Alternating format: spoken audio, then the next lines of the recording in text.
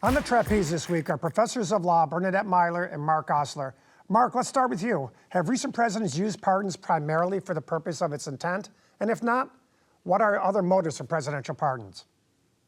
Well, it's a hard thing to say what the intent was. I mean, when the framers put the pardon clause into the Constitution, there wasn't a lot of clarity, other than it was very unusual to include that power of kings right in the middle of the document that pretty much was about removing the power of kings from the executive. What we do know is that it puts it firmly in the hand of the president, which means it's going to reflect the principles of that executive. And that's something we've seen through history right up to the current day. Yeah, I think there's no doubt with respect to that, and each president seems to have had their own unique mark on pardons. Bernadette, what do you think?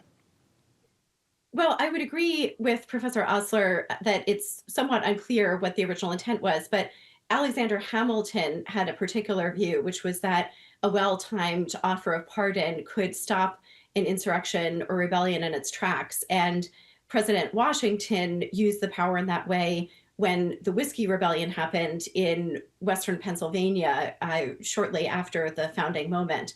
So I think that that was one of the reasons why the pardon power was included in order to provide a kind of emergency escape valve for possible revolutionary or insurrectionist activity. And so I think that actually it hasn't been used in that way recently. We could say that the January 6th pardons were something like that, but what historically has happened is that it's the winning side that has pardoned the insurrectionists or people involved in quasi-revolutionary activity rather than the side aligned with them. So, Mark, Article 2, Section 2 of the Constitution is pretty plain spoken when it talks about pardons, but would you agree that Alexander Hamilton seemed to have taken a little bit more restrictive view?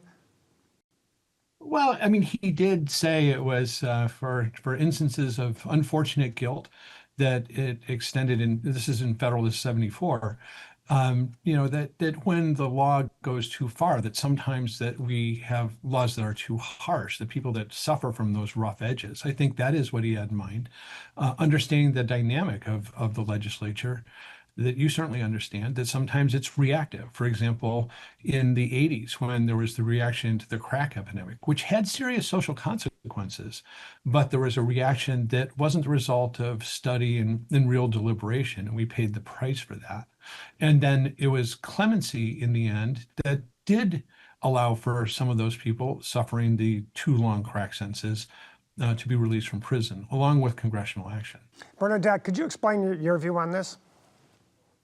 Yes, well, so I think that partly what Hamilton is saying is that pardoning is an emergency power. So I think there's that part. And then what Professor Osler is referring to is these kind of broader pardons for laws that were excessive. So the Rockefeller drug laws, for example, in New York in the 1970s, and the other drug laws that really impose very harsh sentences. And I would agree that a lot of governors, like former Governor Terry McAuliffe in Virginia and other governors, managed to pardon hundreds of thousands of people and restore their rights who had been convicted under these excessively harsh laws. So I think that that has been a very important purpose of pardoning recently. It's happened less on the federal level. One example is Alice Johnson, who's now been appointed pardon czar by Trump. She was convicted of a drug offense and given a very lengthy sentence and then pardoned by Trump. And I think her task really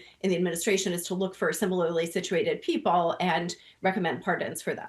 So, Bernadette, we'll stick with you for a moment here. Obviously, those types of pardons, I think people have less angst over. But when you see friends or family members or major donors getting pardons, for example, Mark Rich in the Clinton administration, or Hunter Biden, or some of the things with, like, for example, George Santos, most recent one. Do you ever think that, do you agree with the American people, the sentiment of American people, that sometimes presidents have overstepped their pardon authority? Absolutely. And I think, unfortunately, the pardon authority as interpreted by the Supreme Court is exceedingly broad.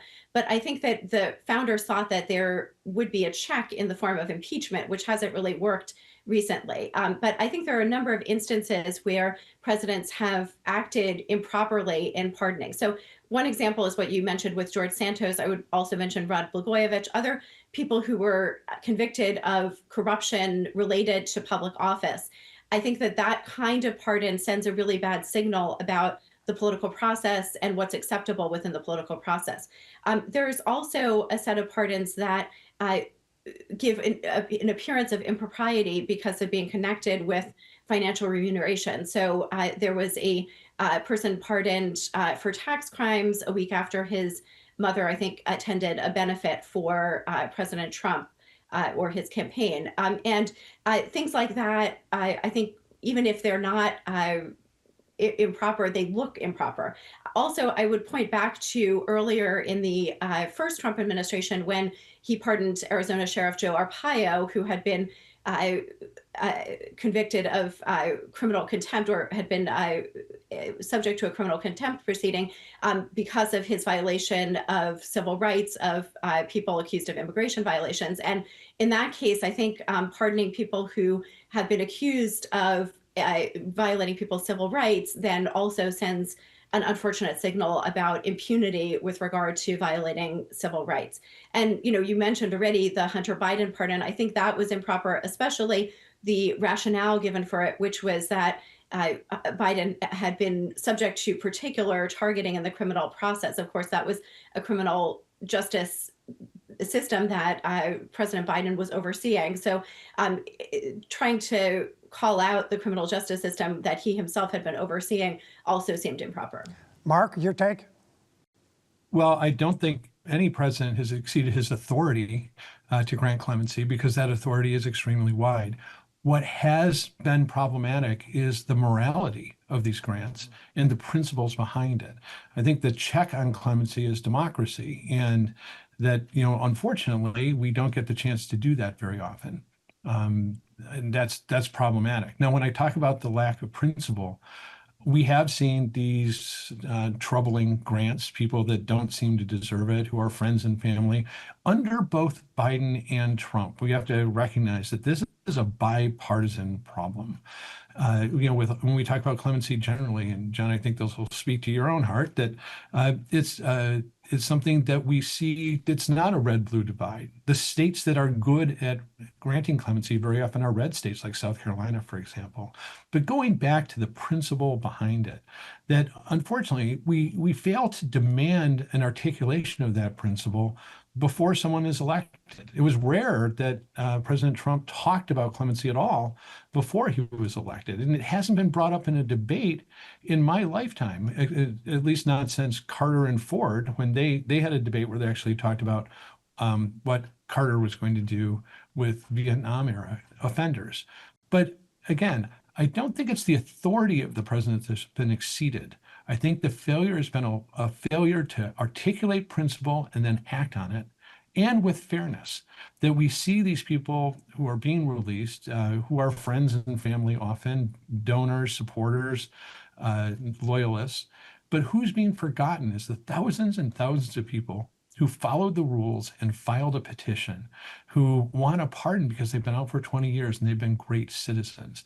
And that gets lost in this discussion of these high-profile grants, is the process is allowing those people to be ignored en masse, and that is not within the intent of the pardon power. Mark Osler, Bernadette Meyler, thanks so much for a great conversation.